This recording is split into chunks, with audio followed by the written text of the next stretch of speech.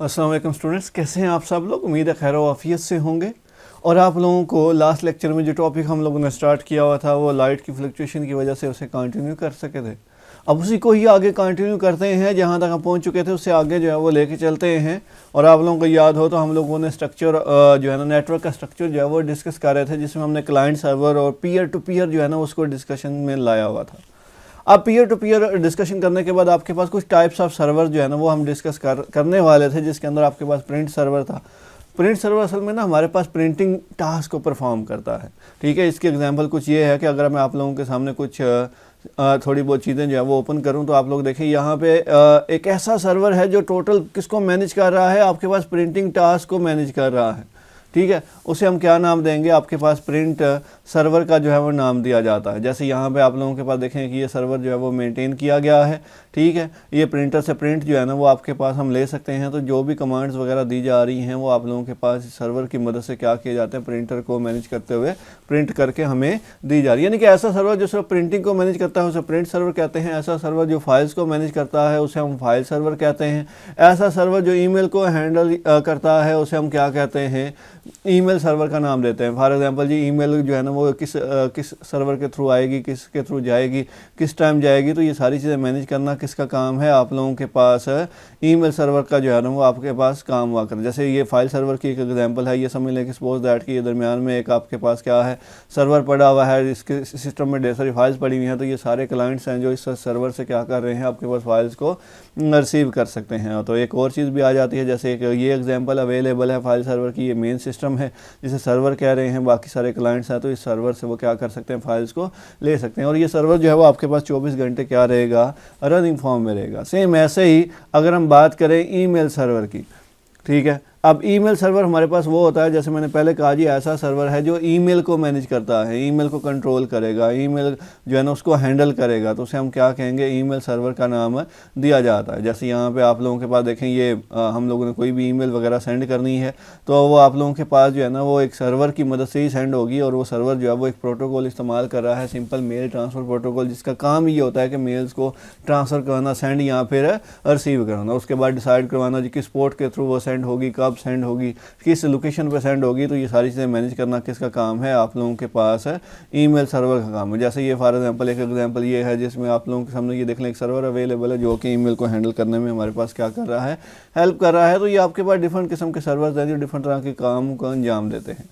ठीक है, उसके बाद एक होता है वेब सर्वर। वेब सर्वर ना हमारे पास वेबसाइट को स्टोर करने के लिए यूज़ किया जाता है। अब ये वेब सर्वर से क्या मुराद है, क्या चीज़ स्टोर करने के लिए यूज़ किया जाता है। फॉर एग्जांपल कोई भी वेबसाइट है आपने बनाई है, आप उसे कहीं पे लोड करना चाहते हैं ताकि 24 घंटे वो लोगों को एक्सेसिबल रहे, तो उसके लिए हम किसका इस्तेमाल करेंगे, वेब सर्वर का जो है ना इस्तेमाल किया जाता है। यहाँ पर देखें आप लोगों के पास ये डिफरेंट तरह की जो है ना आपके पास क्या है कि वेब सर्वर्स अवेलेबल हैं। आपने अपने सिस्टम से रिक्वेस्ट की है इंटरनेट की मदद से वेब सर्वर पर अगर वो वेबसाइट पड़ी हुई है तो वो आप लोगों के सामने ओपन होके शो हो जाती है। तो ये आप लोगों के पास है कि आप वेब सर्वर के ऊपर क्या है, डिफरेंट तरह की वेबसाइट्स को स्टोर कर सकते हैं। और वेब सर्वर जो है ना वो अपनी थोड़ी सी कास्ट जो है वो आप लोगों से लेते हैं स्टोरेज की, और उसके बाद सर्वर को रनिंग फॉर्म में रखने के लिए। और वो 24 घंटे आप लोगों के पास रनिंग फॉर्म में होगी, जो बंदा जब चाहेगा जैसे चाहेगा उसका इस्तेमाल कर सकता है।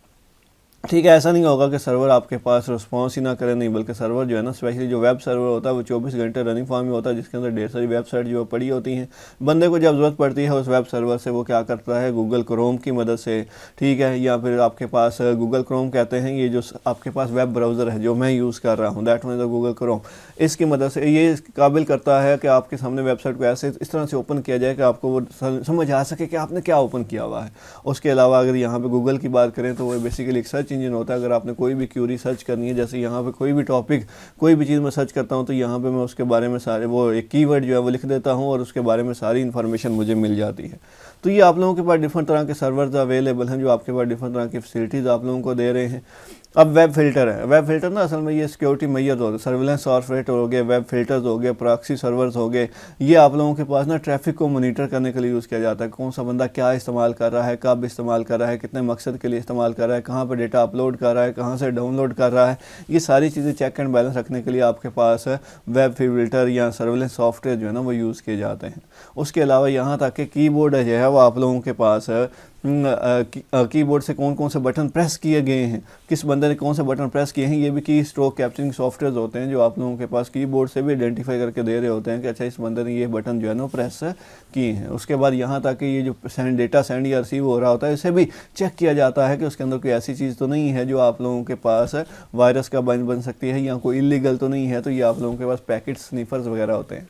तो ये आप लोगों के पास ना डिफरेंट तरह के सर्वर्स है। आप लोगों ने क्या करना है, टाइप्स ऑफ सर्वर्स की जो है ना वो एक असाइनमेंट जो ये आप लोगों के सामने लिखे हुए हैं इनको असाइनमेंट के तौर पर बनाना है और व्हाट्सएप कर देना है।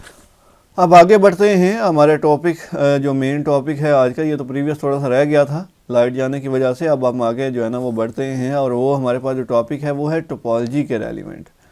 ठीक है, टोपोलॉजी क्या चीज़ होती है उसको ही हम लोगों ने आज जो है ना वो इस तरह से देखना है। यहाँ तक हम लोग लास्ट टाइम जो है वो डिस्कस कर चुके थे, जिसमें नेटवर्क के अंदर हमने पीयर टू पीयर और क्लाइंट सर्वर की बात की थी।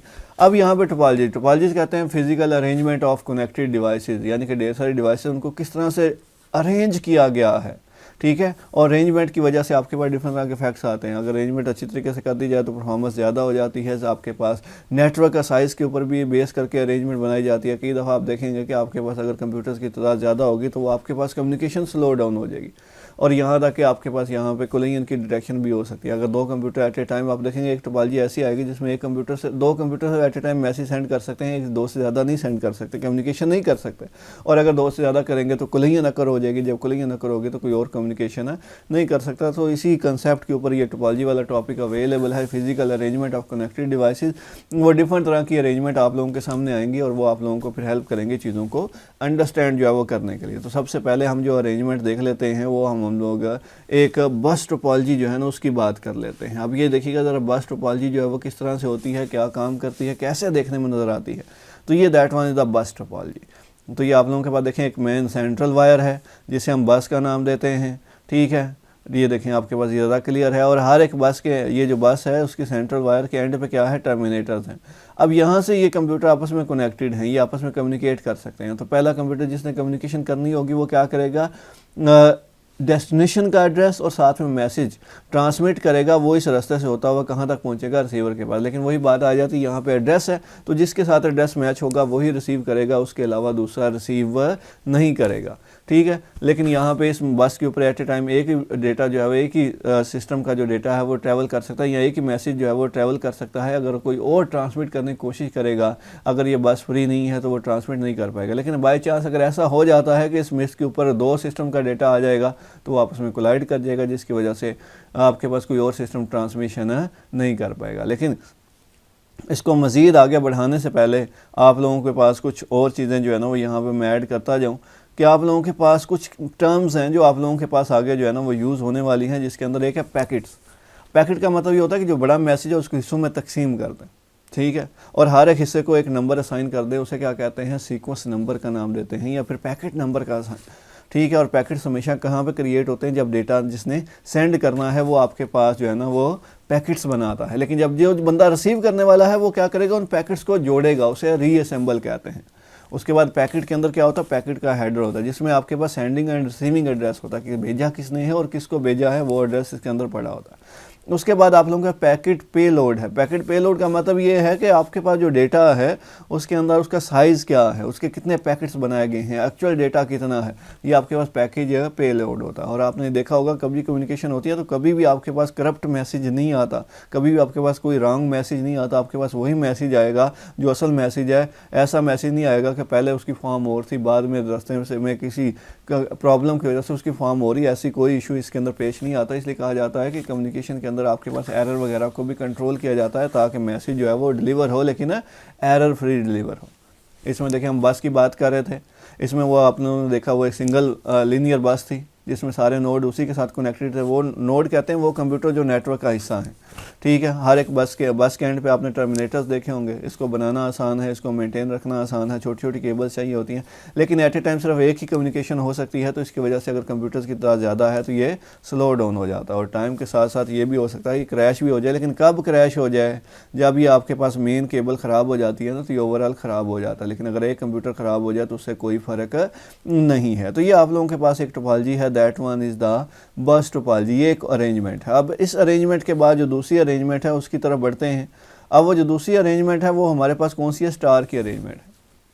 अब स्टार के अंदर आप देखेंगे दरमियान में एक सेंट्रल हब जो है वो यूज़ होगा, पैकेट सारे उसी हब को सेंड करेंगे और हब जो है ना वो आगे भेज देगा। इसको बनाना मेंटेन रखना आसान होगा, क्योंकि हब के अंदर सिर्फ केबल ही कनेक्ट करनी है ना। जब केबल कनेक्ट करनी है तो उसको बनाना क्या हो जाता है, हमारे लिए आसान हो जाता है। लेकिन अगर एक केबल ख़राब हो जाएगी देखेंगे तो उसके अंदर आपके पास नुकसान नहीं होगा, लेकिन अगर हब ख़राब हो गया तो सारा नेटवर्क ही क्या हो जाएगा, ख़राब हो जाएगा। लेकिन इसमें केबल्स काफ़ी लेंथी चाहिए हो, क्योंकि हब एक ही जगह पर रखना होता है, ठीक है। तो उसकी वजह से आप लोगों के पास इसकी कॉस्ट क्या होती है, ज़्यादा होती है। और कहा जाता है ये सबसे ज़्यादा टोपोलॉजी इस्तेमाल होने वाली, जो आजकल के रियल लाइफ में ज़्यादा इस्तेमाल होने वाली टोपोलॉजी है, ठीक है। इसलिए ये एक्सपेंसिव भी है। अब ज़रा देखिएगा कि वो आपका स्ट्रक्चर आपको देखने में कैसा नज़र आता है, ठीक है। वो स्ट्रक्चर कुछ आप लोगों के पास इस तरह से होगा, ठीक है। यहाँ पे हम लोग स्टार की बात कर लेते हैं। देखिएगा यहाँ पे आप लोगों के पास ये देखें दरमियान में सेंट्रल जो है ना वो आप लोगों के पास क्या है, एक device he available, that one is the hub, ठीक है। ये आप लोगों के पास हब अवेलेबल, सारे कंप्यूटर जो है ना वो क्या किए गए हैं, उसी हब के साथ जो है वो कनेक्ट किए गए हैं। इसे कंकैटिनेटर भी कहते हैं, इसे मल्टी स्टेशन असेस यूनिट भी कहते हैं, इसे हम हब भी कहते हैं। और ये जो कंप्यूटर इस हब के साथ कनेक्टेड हैं, ये सारे क्या हैं, नोड हैं। यहाँ पर देखें एक और शेप है हमारे पास किसकी, हब की एक और शेप जो है ना हमारे पास अवेलेबल है। तो ये आप लोगों के पास क्या है कि सारे कंप्यूटर उसी कनेक्टेड हैं, लेकिन यहाँ पर देखें सिर्फ केबल कनेक्ट की गई है। इसको मेंटेन रखना आसान है, मैनेज करना आसान है, इसमें से एरर फाइंड करना आसान है। लेकिन इसकी ये जो कास्ट में क्या होती है, हमारे पास सबसे एक्सपेंसिव होती है, ठीक है। लेकिन उसे आगे बढ़ने से पहले आप लोगों को एक चीज़ दिखा दी जाए कि हब क्या चीज़ होती है, ताकि आप लोगों को रियल लाइफ में नज़र आ सके कि हब ये चीज़ को कहते हैं। ये that one is the hub. इसमें देखें ये आप लोगों के पास पॉइंट्स बने हुए हैं, सिर्फ आप केबल डायरेक्ट जो है ना इसके अंदर क्या कर सकते हैं, कनेक्ट कर सकते हैं। तो ये आपके पास डिफरेंट किस्म की हब्स जो है ना वो अवेलेबल हैं, जो डिफरेंट तरह की सिचुएशन के अंदर हमारे पास क्या है, यूज़ की जाती हैं। इसके अलावा हमारे पास ये जो हब है ना, अभी यहाँ पर देखिए होता क्या है, ज़रा देखिएगा दोबारा से। अब ये आपके पास कंप्यूटर है, इसने देख लें मैं किस तरह से कह रहा हूँ, ये कंप्यूटर है, इसने इसके साथ कम्युनिकेशन करनी है, तो ये यहाँ से मैसेज सेंड करेगा इसे। हब क्या करेगा, वो मैसेज सबको भेज देगा, जिसकी वजह से ट्रैफिक ढेर सारी बढ़ जाती है। इसलिए हब का इस्तेमाल नहीं होता, बल्कि हब की जगह पे एक और कम्युनिकेशन डिवाइस जो है वो आजकल के टाइम में यूज़ हो रही है, और उसको नाम दिया जाता है स्विच, जो कहा जाता है कि हब से ज़्यादा क्या है, इंटेलिजेंट है, ठीक है। अब हब से ज़्यादा इंटेलिजेंट है, जब हब से ज़्यादा जो है ना हमारे पास क्या है, ये इंटेलिजेंट डिवाइस है। जब इंटेलिजेंट डिवाइस है तो ये आप लोगों के पास मैसेज को उसी ट्रांसमिट करेगी जो हमारे पास मेन आपके पास रिसीवर होगा, उसके अलावा दूसरे को ये जो है ना वो ट्रांसमिट नहीं करेगी, ठीक है जी। तो ये आप लोगों के पास क्या है, ये स्विच अवेलेबल है। ये देखें ये आपके पास कुछ इस तरह का होता है, ठीक है। ये हब की तरह का ही होता है, लेकिन ये आप लोगों के पास ज़्यादा इंटेलिजेंट होता है। ये IBM कंपनी का एक स्विच जो है वो अवेलेबल है। तो यहाँ पे इसके अंदर क्या है, अब देखिए इसके अंदर भी केबल कनेक्ट करनी है, लेकिन ये सिर्फ उसी कंप्यूटर को मैसेज सेंड करेगा जिसका मैसेज होगा। कोई इसके अंदर ऑलरेडी एड्रेसेस वगैरह फीड होते हैं, ऑलरेडी फीड कर दिए जाते हैं, तो ये आपके पास ट्रैफिक को बढ़ाने का बाइस नहीं बनेगा। जब अगर ये तो हो गया एक ही नेटवर्क है, अगर आप उनसे जोड़ना है तो हम हब या स्विच का इस्तेमाल करते हैं। अगर दो या दो से ज़्यादा कंप्यूटर्स हैं, डिफरेंट किस्म के नेटवर्क्स हैं, डिफरेंट किस्म के उनके रूल्स एंड रेगुलेशन हैं, डिफरेंट कंट्री से वो बिलोंग करते हैं, तो उसके लिए हमारे पास जो डिवाइस यूज़ होती है आपके पास वो हम राउटर का इस्तेमाल करते हैं। तो ये आप लोगों में से शायद किसी ने शक्लें देखी हों, तो ये आप लोगों के पास राउटर्स हैं जो डिफरेंट किस्म के नेटवर्क्स को जोड़ने के लिए हमारे पास क्या है, यूज़ किए जाते हैं, ठीक है। और राउटर का मेन मकसद ये है कि वो नेटवर्क जो डिफरेंट किस्म के हैं उनके दरमियान में कम्युनिकेशन करवाना, और इस तरह से कम्युनिकेशन करवाना कि शॉर्टेस्ट पॉसिबल पाथ के थ्रू वो आपका डेटा जो है वो डिलीवर हो सके एक जगह से दूसरी जगह। पाथ को आइडेंटिफाई करना ताकि जल्दी से दूसरी जगह तक पहुंच जाए, ये भी राउटर का काम है। और उसके बाद आप लोगों के पास एड्रेस, जो एड्रेस वर्ल्ड वाइड आपको यूनिकली आइडेंटिफाई करता है, वो भी मैनेज करना, मेंटेन करना किसका काम है, हमारे पास है राउटर का काम है। इसके अलावा और भी लिंकिंग डिवाइस जो है ना वो अवेलेबल हैं, जिसके अंदर आप लोगों के पास जो है ना वो एक और है जिसको नाम दिया जाता है आपके पास ब्रिज। अब ये जो ब्रिज है ना, ये एक ही नेटवर्क के दो हिस्सों को जोड़ने के लिए यूज़ किया जाता है। देखें ना यहाँ पे एक एग्जांपल से ली गई है, तब देखें यहाँ पे एक ही नेटवर्क है, उसके दो हिस्से हैं, एक हिस्सा ये है, एक हिस्सा ये है। अब इन दोनों को जोड़ना है तो दरमियान में ब्रिज इस्तेमाल होगा।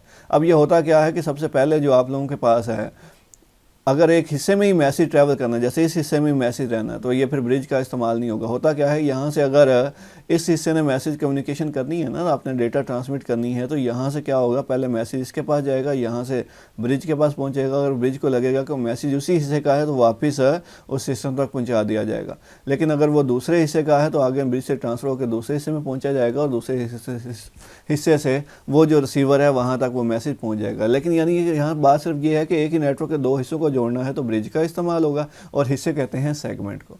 और ब्रिज तब यूज़ में आएगा जब एक हिस्से से ट्रैवल होना है मैसेज ने दूसरे हिस्से के अंदर। तो ये आप लोगों के पास देखेंगे यहाँ पे भी आपके पास क्या है कि डिफरेंट तरह के लोग जो हैं आपस में बैठे हुए हैं और कम्युनिकेट करना चाह रहे हैं, लेकिन दरम्यान में ब्रिज है। तो ये आप लोगों के पास क्या है कि कम्युनिकेशन के लिए ही हम क्या करते हैं, इसका भी इस्तेमाल करते हैं। एक रह गया है जिसका नाम है गेटवे। ठीक है, अब ये जो गेटवे है ये क्या चीज़ होती है? गेटवे असल में ना आपके पास दो या दो से ज़्यादा कंप्यूटर जो डिफरेंट किस्म के नेटवर्क को कनेक्ट करने के लिए, यानी दो या दो से ज़्यादा डिफरेंट किस्म के नेटवर्क को कनेक्ट करने के लिए हम गेटवे का इस्तेमाल करते हैं। अब इसकी एग्जांपल कुछ ये है कि फॉर एग्जांपल ये एक नेटवर्क है जो 16 बिट के ऊपर काम कर रहा है, एक नेटवर्क जो है ना वो 32 बिट के ऊपर काम कर रहा है। अब 16 वाले को 32 में और 32 वाले को 16 में कन्वर्ट करना किसका है? आपके पास गेटवे का काम है, क्योंकि गेटवे अगर इस तरह के कॉमन फॉर्मेट में ट्रांसलेशन नहीं करेगा तो याद रखिएगा कभी भी कम्युनिकेशन पॉसिबल नहीं हो पाएगी। एक नेटवर्क दूसरे नेटवर्क के मैसेज को समझ ही नहीं पाएगा कि उसका मतलब क्या है। और एक लास्ट चीज़ रहेगी जो हमारे सिस्टम के अंदर लगी होती है, जिसे हम NIC कार्ड कहते हैं, नेटवर्क इंटरफेस कार्ड। ये सर्किटरी बोर्ड होता है जो हमारे मदरबोर्ड के ऊपर जो है वो इंस्टॉल होता है, बिल्ट इन होता है। ठीक है, ये आप लोगों के पास अवेलेबल हैं। पीसी के साथ अगर इंटरनेट से कनेक्ट होना है वायर के थ्रू तो इसकी बड़ी ज़रूरत पड़ती है।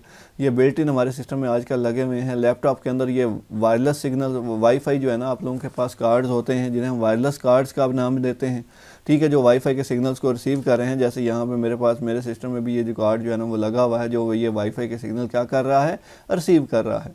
ठीक है, वायरलेस आपके पास NIC कार्ड्स भी होते हैं जो कि सिस्टम जो नॉर्मल डेस्कटॉप सिस्टम होता है ना, ठीक है, उसके सिग्नल्स को जो है ना वो रिसीव करने के लिए भी हमारे यानी कि उस सिस्टम को एज ए वाईफाई के तौर पे इस्तेमाल करने के लिए भी इस्तेमाल किया जाता है, बनाया जाता है। लेकिन उसके लिए आपके पास इस तरह के आपके पास साथ में एंटीना वगैरह होता है, USB वगैरह होती है जो हम यूज़ कर रहे हैं आप लोगों के पास नेटवर्क से कनेक्ट होने के लिए। तो ये NIC कार्ड है, इसे लैन अडाप्टर कार्ड भी कहते हैं, इसे हम वायरलेस कार्ड का भी नाम देते हैं। ठीक है, इसे USB वायरलेस कार्ड भी मार्केट में अवेलेबल है। मकसद यही है कि चीज़ों को इस तरह से कि आप लोग इंटरनेट से कनेक्ट हो सकें, नॉर्मली जैसे लैपटॉप या फ़ोन की मदद से कनेक्ट होते हैं, सेम ऐसे ही अपने PC की मदद से भी आप इंटरनेट से क्या हो जाएं, कनेक्ट हो जाएं वाईफाई सिग्नल्स को रिसीव करते हुए। तो यहाँ पे ये जो एंटीना है ना, ये अगर आपके पास सिंपली अगर कोई आपका राउटर वगैरह कहीं दूर पड़ा हुआ है, सिग्नल्स आप प्रॉपरली रिसीव नहीं कर पा रहे, तो वहाँ पर हम इसका इस्तेमाल करते हैं ताकि सिग्नल्स स्ट्रेंथ को इम्प्रूव किया जा सके। ठीक है, तो ये हम लोगों ने क्या किया, स्टार टोपोलॉजी की बात कर ली, जिसमें देखें सेंट्रल हब था। उसके बाद एक रिंग टोपोलॉजी थी। रिंग टोपोलॉजी में हम लोग हमारे पास अब रिंग टोपोलॉजी की तरफ जब अगर बढ़ते हैं तो ये देखिएगा एक रिंग की शक्ल बनेगी। अब रिंग के अंदर क्या होता है कि आप लोगों के पास एक कंप्यूटर दूसरे के साथ, दूसरा तीसरे के साथ, तीसरा चौथे के साथ, चौथा पहले के साथ आपके पास क्या है, कनेक्ट होता है। तो इस तरह से एक क्या बन जाता है, रिंग बन जाता है। और इसमें डायरेक्शन देखें क्या है, डायरेक्शन एक ही है, डायरेक्शन एक से ज़्यादा नहीं है। ठीक है, तो रिंग टोपोलॉजी में आपके पास पहला दूसरे के साथ, दूसरा तीसरे के साथ, तीसरा चौथे के साथ। लेकिन यहाँ पे ये है कि अगर एक कंप्यूटर भी ख़राब हो गया तो सारा नेटवर्क ख़राब हो जाएगा। अगर आपने नया कंप्यूटर अटैच करना है, सारे नेटवर्क को ब्रेक डाउन करना पड़ता है। ठीक है, और इसमें आप लोगों के पास अगर पहला कंप्यूटर चौथे से बात करना चाहते हैं, सब कंप्यूटर से वो मैसेज आपका हो के चौथे के पास पहुँचेगा, डायरेक्टली चौथे के पास नहीं पहुँच सकता। तो ये आप लोगों के पास जो अरेंजमेंट है, that one is the ring topology. अब रिंग के बाद आप लोगों के पास क्या है, आप लोगों के पास एक और अरेंजमेंट होती है जिसको कहते हैं ट्री टोपोलॉजी। अब ट्री टोपोलॉजी के अंदर देखिएगा आपके पास मिक्सचर यूज़ हो रहा होगा। मिक्सचर किसका यूज़ होगा, टोपोलॉजीज़ का मिक्सचर यूज़ होता है, जिसमें ये मेन बस होगी, उसके बाद ये आपके पास साथ में स्टार्स कनेक्टेड हैं। तो ये कम्बिनेशन है स्टार और बस टोपोलॉजी का। और यहाँ पे कहा जाता है कि अगर मेन ख़राब होगी तो स्टार भी आपके पास जो है ना, मेन ख़राब होगी तो सारा नेटवर्क ख़राब हो जाएगा। लेकिन यहाँ पर देखें इस हिस्से, ये एक हिस्सा है, इसे सेगमेंट कहते हैं, ये दूसरा हिस्सा इसे सेगमेंट कहते हैं। लेकिन यहाँ से इधर तक पहुँचने का कि एक ही रास्ता है, इसे कहते हैं point two point wiring for individual segment. और ये भी हो सकता है कि इसको बनाने वाले और लोग हों, इस हिस्से बनाने वाले को और लोग हैं, इसलिए कहा जाता है ये सपोर्ट करता है several hardware software vendors. Vendors कहते हैं बनाने वाले लोग। तो ये आप लोगों के पास टोपोलॉजी है जिसके अंदर आप लोगों के पास हमने क्या है, कम्बिनेशन में इस्तेमाल कर रहे हैं। लेकिन इसके अंदर कंप्यूटर्स की तादाद आप ज़्यादा अटैच कर सकते हैं, क्योंकि इसके अंदर आप लोगों के पास जो है ना वो क्या है कि इस तरह से इसकी अरेंजमेंट है कि आप इजीली जो है ना नंबर ऑफ़ कंप्यूटर्स को मैनेज कर सकते हैं। लेकिन वही बात आ जाती है, कंप्यूटर्स बढ़ाएंगे तो इसकी स्पीड क्या हो जाएगी, स्लो डाउन हो जाएगी। और लास्ट हमारे पास जो रह जाती है उसे मैश टोपोलॉजी कहते हैं। अब मैश में क्या होता है, आप देखेंगे हर एक कंप्यूटर दूसरे के साथ डायरेक्टली कनेक्टेड है। ठीक है, पाथ डायरेक्टली जो है ना वो अवेलेबल है, जिसके अंदर देखें एक कंप्यूटर दूसरे के साथ directly connected, multiple paths available है। इसी बारे में कहा जाता है ये सबसे एक्सपेंसिव है। ठीक है, ये लेकिन सबसे सिक्योर होती है, कभी भी नेटवर्क इसकी वजह से कम्युनिकेशन कभी भी ब्रेक डाउन नहीं होती, क्योंकि अगर एक रास्ता ब्लॉक हो भी जाए तो दूसरे रास्ते से हमारे पास क्या हो रही होती है, कम्युनिकेशन इसमें पॉसिबल हो रही होती है। लेकिन देखें कंप्यूटर्स की तादाद बढ़ती जाएगी तो आपके पास जो वायर्स हैं वो बढ़ती जाएगी, इसलिए कहा जाता है इसकी कॉस्ट भी क्या होती है, बहुत ही ज़्यादा होती है। तो ये आप लोगों के पास एक और अरेंजमेंट थी जिसका नाम क्या था हमारे पास जो है ना मैश टोपोलॉजी। यहाँ पे देखेंगे मैश टोपोलॉजी वही आ गई कि डेटा आपका हर सूरत में डिलीवर होना है, लॉट्स ऑफ केबल होगी, इसको बनाना जो है ना मुश्किल होता है, इसको री अरेंज करना क्या होता है, मुश्किल होता है, और एक कंप्यूटर दूसरे के साथ क्या है, डायरेक्टली कनेक्टेड है। तो ये आप लोगों के पास है। अब आपके पास एक और चीज़ आ जाती है जिसे कहते हैं नेटवर्क मीडिया। मीडिया का मतलब होता है वो पार्ट जिसकी मदद से कम्युनिकेशन हो रही है। आपने देखा होगा कि जो भी आपके सामने डायग्राम में रखी है वो एक दूसरे के साथ कंप्यूटर जुड़े हुए हैं, लेकिन दरमियान में कोई ना कोई केबल ज़रूर है, कोई ना कोई वे ज़रूर है जिसकी वजह से आपके पास कम्युनिकेशन हो रही है। और हर एक मीडिया की क्या होती है, स्पीड होती है। कुछ लिमिटेड स्पीड के अंदर काम करते हैं, कुछ अनलिमिटेड स्पीड के अंदर काम, यानी कि जिसकी स्पीड आपके पास जीबीज़ के अंदर होती है, कुछ की स्पीड एमबीज़ के अंदर होती है, कुछ की स्पीड केबीज़ के अंदर होती है, और कुछ के अंदर आपके पास जो डेटा होता है वो सिक्योर होता है, इर्द गिर्द की फोर्सेस उसके ऊपर अफेक्ट नहीं करती। कुछ लिमिटेड साइज़ के अंदर डेटा को ट्रांसफ़र करने के लिए यूज़ किए जाएंगे, कुछ आपके पास लार्ज साइज़ के अंदर डेटा को ट्रांसफ़र करने के लिए यूज़ किए जाएंगे। अब पहले हम वायर्ड की बात कर लेते हैं। ये ट्विस्टेड पेयर केबल है, ठीक है। इसके अंदर आपके पास डिफरेंट तरह के ये जो है ना आप लोगों के पास जो केबल्स अवेलेबल हैं, जिसमें ट्विस्टेड पेयर की अगर हम बात करें तो आप ज़रा देखिएगा, आप लोगों के सामने मैं एक डायग्राम जो है ना वो ओपन करता हूं, जिसके अंदर देखिएगा दो केबल्स आपस में क्या की गई हैं, ट्विस्ट की गई हैं। या गौर कीजिएगा, ये दो केबल्स आपस में क्या हैं, ट्विस्ट की गई हैं। इसी वजह से ट्विस्टेड पेयर केबल का नाम दिया जाता है। और इसके साथ साथ क्या है कि इस केबल के एंड पे क्या होगा, कोई ना कोई कनेक्टर होगा, उस कनेक्टर की मदद से ही आप इसे सिस्टम में प्लग कर सकते हैं, अदरवाइज़ आप इसे प्लग नहीं कर सकते। और ये आपके पास दो तरह की होती है, एक को नाम दिया था शील्डेड और एक को अनशील्डेड। शील्डेड का मतलब ये होता है कि उसके ऊपर इंसुलेशन कम होती है, और इंसुलेशन ज़्यादा होगी। लेकिन अनशील्डेड का मतलब क्या है, ज़रा देखिएगा, ये ना मैं कुछ इस तरह से लिख देता हूँ, अनशील्डेड आपके सामने हो जाएगा कि ये आप लोगों के पास किस तरह से, यहाँ पे देखें आपके पास इंसुलेशन जो है ना, वायर्स जो है ना वो आपको ज़्यादा नज़र आ रही हैं। ये अनशील्डेड ट्विस्टेड पेयर केबल है। लेकिन शील्डेड के अंदर क्या होती है, आपके पास इंसुलेशन ज़्यादा होती है, वायर्स को इकट्ठा पैक किया गया होता है, जिसकी वजह से इर्द गिर्द की फोर्सेज उसके ऊपर अफेक्ट नहीं करती, ठीक है। लेकिन आपके पास कोई भी केबल है ना, उसके साथ आप लोगों के पास डिफरेंट तरह के कनेक्टर जो हैं वो यूज़ होते हैं। वो कनेक्टर्स आपके पास कनेक्टिंग पॉइंट्स होते हैं, जिसकी मदद से आप सिस्टम में उसे कनेक्ट कर सकते हैं। जैसे यहाँ पे आप लोगों के पास जो है ना वो कैटेगरी 5 है या 100 बेस टी है। ये केबल देख, ये आपके पास कनेक्टर चेक कर लेते हैं। तो ये आपके पास क्या है, 100 बेस टी जो है ना वो देखिएगा वो किस तरह से होता है। 100 बेस टी जो है ना वो कुछ इस तरह से आपके पास कनेक्टर जो है ना वो हुआ करता है। ये देखें ज़रा, ये आप लोगों के पास क्या है, 100 बेस जो टी है वो कनेक्टर है हमारे पास सिंपली, ठीक है। ये देखिएगा ज़रा गौर कीजिएगा, ये आप लोगों के पास कनेक्टर है, 100 बेस टी आपके पास कनेक्टर अवेलेबल है, ठीक है। तो आप लोगों के पास जो भी कम्युनिकेशन डिवाइस है ना, उसके जो भी केबल है उसको एंड पे अगर सिस्टम से कनेक्ट करना है तो कनेक्टर की ज़रूर पड़ती है, और इसे हम RJ45 कनेक्टर का नाम देते हैं।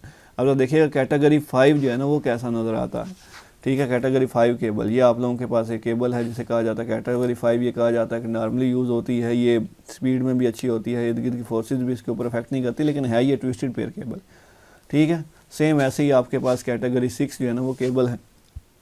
तो ये आपके पास मल्टीपल केबल्स अवेलेबल हैं। ये आप लोगों के पास क्वालिटी के हिसाब से इसको डिवाइड किया गया है, स्पीड के हिसाब से, और उसके बाद उसकी और जो उसके ऊपर फोर्सेस अफेक्ट करती हैं उसके हिसाब से। और इसकी देखें स्पीड कितनी है, अगर हम बात करें तो इसकी स्पीड आपके पास 1 MB से लेकर 1000 MB तक इसकी स्पीड हो सकती है, ठीक है। वो ट्विस्ट की गई होती हैं केबल्स, और ट्विस्ट इसलिए की गई है ताकि इर्द गिर्द की फोर्सेज उसके ऊपर अफेक्ट ना करे। उसके बाद हमारे घरों में जो केबल टीवी नेटवर्क वाली केबल है वो कोएक्सियल केबल है। ये उससे ज़्यादा डेटा को ट्रांसमिट करने के लिए इस्तेमाल की जाती है, लेकिन ये आज टाइम सिर्फ केबल टीवी नेटवर्क में यूज़ हो रही है, उसके अलावा कहीं पर भी इसका इस्तेमाल नहीं हो रहा। और इसकी स्पीड कितनी है, 10 MB तक। और अगर हम इसके स्ट्रक्चर की बात करें तो वो कुछ इस तरह से आप लोगों के पास होती है, ठीक है। ये जो स्ट्रक्चर है इसका कुछ इस तरह से है हमारे पास। ये आप देखें ज़रा, ये कोएक्सियल केबल है जिसके अंदर देखेंगे तो इस तरह से दरमियान में कॉपर वायर होती है, उसके ऊपर इंसुलेशन होती है, फिर कॉपर मैश होती है, फिर फर्दर इंसुलेशन होती है, और दरमियान से ही डेटा जो है वो क्या है, कॉपर वायर के अंदर ही डेटा जो है वो ट्रैवल कर रहा होता है। और उसको कनेक्ट करने के लिए जो कनेक्टर यूज़ करते हैं वो कुछ इस तरह से आप लोगों के पास हुआ करता है। और एक वो केबल है जो सबसे ज़्यादा कॉस्टली समझी जाती है, जिसको मैनेज करना सबसे ज़्यादा मुश्किल होता है, उसे हम फाइबर ऑप्टिक कहते हैं। जो साइज़ में भी आपके पास सबसे ज़्यादा संभाल होती है, जिसे हैंडल करना क्या होता है सबसे ज़्यादा मुश्किल हो जाता है, जिसमें डेटा सबसे ज़्यादा सिक्योर है, इसमें डेटा स्पीड ऑफ लाइट से ट्रैवल करता है। ये प्लास्टिक टाइप मटेरियल से बनी होती है, और उसे हम क्या नाम देते हैं, आपके पास फाइबर ऑप्टिक केबल का नाम दिया जाता है। ठीक है। तो इसकी स्पीड देखें कितनी है, 100 GB तक, और इर्द गिर्द की फोर्सेस इसके ऊपर अफेक्ट नहीं करती। इसको इंस्टॉल करने के लिए एक्सपीरियंस पर्सन चाहिए, वही इसे इंस्टॉल कर सकता है, कोई दूसरा बंदा इसे इंस्टॉल नहीं कर सकता। उसके बाद आप लोगों के पास जो है ना वो, शायद आप में से किसी ने जो है ना वो माइक्रोवेव का नाम सुना हो, सैटेलाइट का नाम सुना हो, ठीक है। तो ये आप लोगों के पास जो सैटेलाइट है वो, उसमें क्या होता है कि आपके पास ये कुछ अर्थ स्टेशन में जो है ना सैटेलाइट्स भेजी गई हैं, ज़मीन से डेटा जो है ना वो उसके ऊपर ट्रांसमिट किया जाता है, ठीक है। और उसके बाद सैटेलाइट जो है ना वो बड़े पैमाने पर डेटा को आगे ट्रांसफ़र कर रहा है, और ये 22,300 मील पर ये सैटेलाइट्स जो है वो भेजी जाती हैं। इसका मकसद ये होता है कि कम्युनिकेशन करवाना वहाँ पर जहाँ पर केबल को इंस्टॉल करना क्या हो जाता है, मुश्किल हो जाता है। सेम ऐसे ही आप लोगों के पास माइक्रोवेव है, ठीक है। माइक्रोवेव भी आप लोगों के पास क्या है कि माइक्रोवेव कम्युनिकेशन जो है वो, ये भी आप लोगों के पास एक किस्म की वायरलेस कम्युनिकेशन ही है।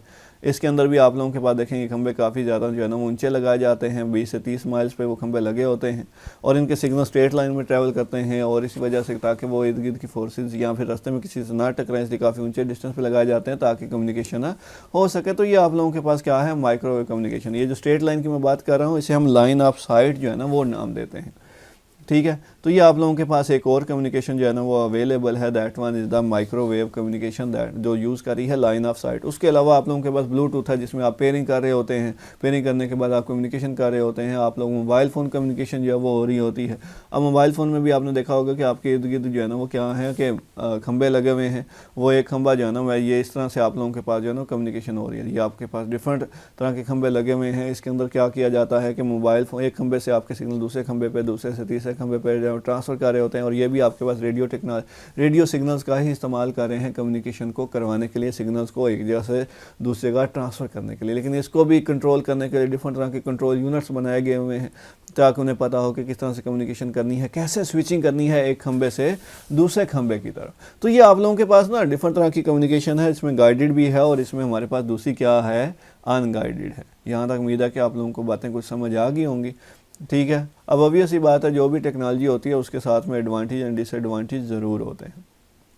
NIC कार्ड हम लोग देख चुके हैं, ये हर एक सिस्टम में मस्ट होता है, मेरे सिस्टम में भी ये मस्ट है। इसके ऊपर जो एड्रेस होता है ना उसे हम मैक एड्रेस कहते हैं, या फिर उसे हम फिज़िकल एड्रेस भी कहते हैं, और ये 48 बिट्स का एड्रेस होता है, ठीक है जी। आगे आप लोगों के पास हब की बात होगी, स्विच की बात होगी, ब्रिज की बात होगी, राउटर की, गेटवे की।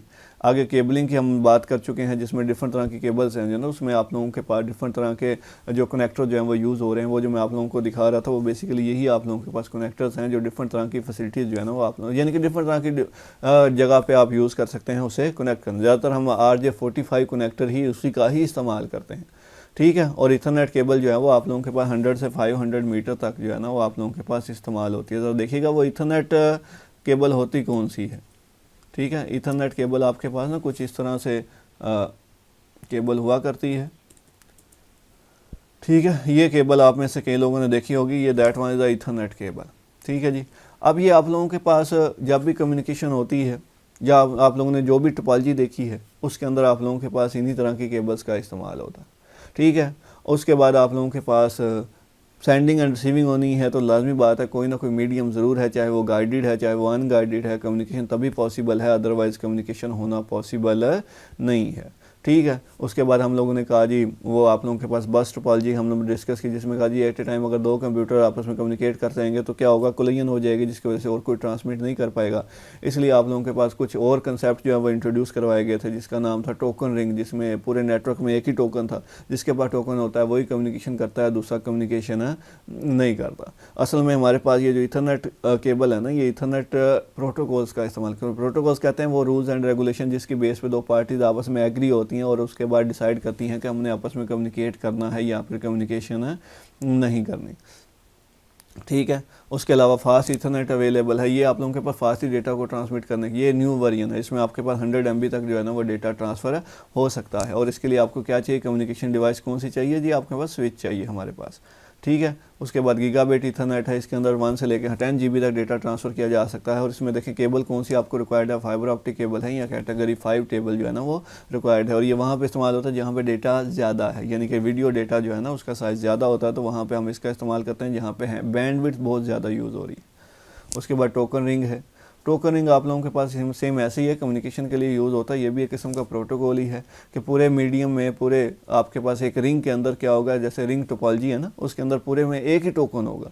जिसके पास टोकन होगा वही मैसेज को ट्रांसमिट करेगा, दूसरा ट्रांसमिट नहीं कर पाएगा। जैसे टिकट होता है ना, जिसके पास टिकट है वही आगे बढ़ पाएगा, दूसरा आगे जो है ना वो आगे फॉर एग्जांपल किसी प्लेन में जाना है तो वो आगे उसमें एंटर नहीं हो पाएगा जब तक आपके पास टिकट ना हो। ठीक है, तो पूरे नेटवर्क में क्या होता है, एक ही टिकट होता है, एक ही टोकन होता है, तो उसी की मदद से ही क्या हो रही होती है, कम्युनिकेशन हो रही है, जिसकी वजह से दो कंप्यूटर्स कभी भी आपस में कम्युनिकेट नहीं कर पा रहे होते। ठीक है, एक एट ए टाइम सिर्फ एक ही कंप्यूटर जब कम्युनिकेट करता है और उसका फ़ायदा ये होता है कि कुलैया नक्कर नहीं होते। देखिए यहाँ पे आपके पास ये डिफरेंट एग्जांपल्स हैं जी। हमारे पास क्या है, इसमें देखेंगे एक टोकन रिंग बनी हुई है जिसके अंदर आपके पास टोकन अवेलेबल है, वो कम्युनिकेशन हो रही है, और उसके बाद जिस कंप्यूटर के पास वो टोकन है वही कम्युनिकेशन करेगा, दूसरा कोई कम्युनिकेशन नहीं करेगा। लेकिन हमारे पास जो इंटरनेट के लिए कम्युनिकेशन की जा रही है ना, जो वर्ल्ड वाइड हमें यूनिकली आइडेंटिफाई कर रहा है, जो वर्ल्ड वाइड कम्युनिकेशन हो रही है, जिसमें क्या होता है, मैसेज आपका डिलीवर होता है एक जगह दूसरी जगह, मैसेज हिस्सों में तकसीम होकर दूसरी जगह पहुँचता है, डिफरेंट पाथ के थ्रू होता है वो दूसरी जगह पहुँचता है, और उसके बाद आप लोगों के पास प्रॉपरली डेस्टिनेशन तक पहुँच जाता है। मैसेज में कोई भी एरर नहीं आता, वो सारी चीज़ें कंट्रोल कर रहा है, जिसका नाम है TCP/IP, ट्रांसमिशन कंट्रोल प्रोटोकॉल और इंटरनेट प्रोटोकॉल। तो ये आप लोगों के पास वही है कि नेटवर्क प्रोटोकॉल्स क्या होते हैं, रूल्स हैं जो कम्युनिकेशन को कंट्रोल कर रहे हैं। एरर को डिटेक्ट किया जाता है, रिजॉल्व किया जाता है ताकि एरर फ्री कम्युनिकेशन हो। अगर कोलिजन ओकर हो गई है तो उसे अवॉइड किया जाता है, उसे रिड्यूस किया जाता है, प्रॉपर्ली कम्युनिकेशन पॉसिबल होती रहे। उसके बाद साइज़ ऑफ पैकेट्स वगैरह भी डिसाइड किए जाते हैं। ये आपके पास वो प्रोटोकॉल है जिसे हम नेटवर्क प्रोटोकॉल का भी नाम देते हैं। ठीक है, आप लोगों के पास हर एक सिस्टम के अंदर ये प्रोटोकॉल जो है वो काम कर रहा है। अगर मैं अभी इंटरनेट से कनेक्ट हूँ तो मेरे पास वो लाजमी बात है वो प्रोटोकॉल काम कर रहा है। इस तरह का ये एड्रेस जो है ना मुझे असाइन किया गया है।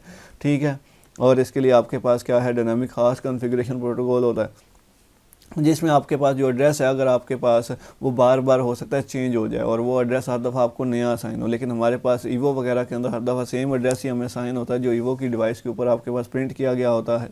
ठीक है, और आपके पास क्या है कि एड्रेस के बगैर आप कभी भी जो है ना इंटरनेट से कनेक्ट नहीं हो पा रहे होते। जैसे यहाँ पे देखें ना, मैं आपको अगर कोई एक चीज़ दिखाने की कोशिश करूँ, यहाँ पे मेरे पास ये इंटरनेट के सिग्नल्स आ रहे हैं। ठीक है, मैं यहाँ से जो है ना वो क्या करता हूँ, नेटवर्क एंड शेयरिंग सेंटर में चला जाता हूँ। वहाँ से जाके आप लोगों के लिए वो मेरा जो एड्रेस है वो किस तरह का है वो थोड़ा सा देखने की कोशिश करते हैं। ठीक है, ज़रा ये गौर कर लीजिएगा। ये आप लोगों के पास वायरलेस नेटवर्क प्रॉपर्टीज़ आप लोगों के पास आ रही हैं। ये मेरे नेटवर्क की जो है ना सिक्योरिटी वगैरह के फीचर्स यहाँ से मुझे अवेलेबल होंगे। उसके बाद अगर हम डिटेल की बात करें तो ये देखेंगे ज़रा, ये IP वर्जन 4 डिफ़ॉल्ट गेटवे एक नंबर ही है ना जो असाइन किया गया। ये देखें, ये फ़िज़िकल एड्रेस है, ये वो मैक एड्रेस जो मैं कह रहा था। ठीक है, और उसका नाम मेरे पास ये कुछ लिखा हुआ है कि ये कि आपके डुअल बैंड वायरलेस N7260 जो है ना मेरे सिस्टम का एड्रेस है। तो ये आप लोगों के पास क्या है कि ये यानी कि आपके पास कंप्यूटर के अंदर IP एड्रेस ज़रूर होता है जो आपको इंटरनेट से कनेक्ट करवा रहा होता है, लेकिन फ़िज़िकल एड्रेस जो NIC कार्ड का एड्रेस होता है वो भी आप लोगों के सामने है। NIC कार्ड के बगैर भी कम्युनिकेशन होना पॉसिबल नहीं है। तो ये आप लोगों ने चीज़ों को देख लेना है। इसमें से एक दो पॉइंट रह गया है, वो आप लोग खुद से स्टडी कीजिएगा, ना समझ आया तो मेरे से डिस्कस कर लीजिएगा। ठीक है, जिसमें आप लोगों के पास क्या है, ये IPX है, इंटरनेट पैकेट एक्सचेंज सीक्वेंस्ड है। उसके बाद नेट आपके पास भी अवेलेबल है, और उसके बाद ये टोकन अवेलेबल है। ठीक है जी, आप लोगों ने इसी चीज़ों को स्टडी करना है, पढ़ना है, अंडरस्टैंड करना है। इंशाल्लाह नेक्स्ट लेक्चर में जो है ना इसको मज़ीद जो है ना इस टॉपिक को कंप्लीट करेंगे, यानी कि जो टॉपिक रिमेनिंग आपके इसी तरह की चीज़ें रह गई हैं उन्हें कंप्लीट करेंगे। अल्लाह हाफ़िज़।